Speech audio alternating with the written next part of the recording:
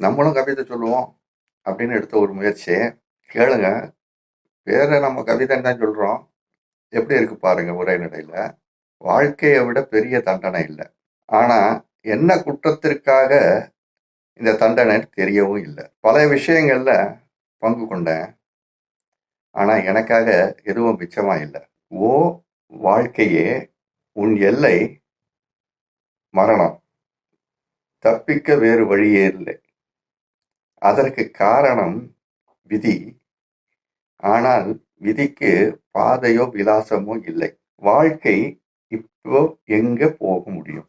ஏன்னா விதிக்கு பாதை தெரியல இல்லையா? அதனால வாழ்க்கை எங்க போக முடியும்? ஏன்னா மரணமும் கடைகளில் கிடைப்பதில்லை. முடிஞ்சிடுச்சு. இது அந்த வாழ்க்கையை வெறுத்தவனுடைய சோக கதை. இப்போ உண்மையை பத்தி பார்ப்போம். உண்மையில் கூடினாலும் குறைந்தாலும், உண்மை இருக்கு இல்லையா, அதுல கூடினாலும் குறைந்தாலும் அது உண்மையாக இருப்பதில்லை. உண்மை அவ்வளவுதான். அதோட வேற எதுவும் சேராது. உண்மைக்கு அருகில பொய் நெருங்கினா உண்மை இறந்து போகும். சரியா?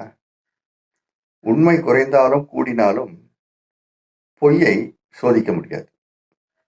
உண்மை குறைந்தாலும் கூடினாலும் பொய்யை சோதிக்க முடியாது. சரிதானா?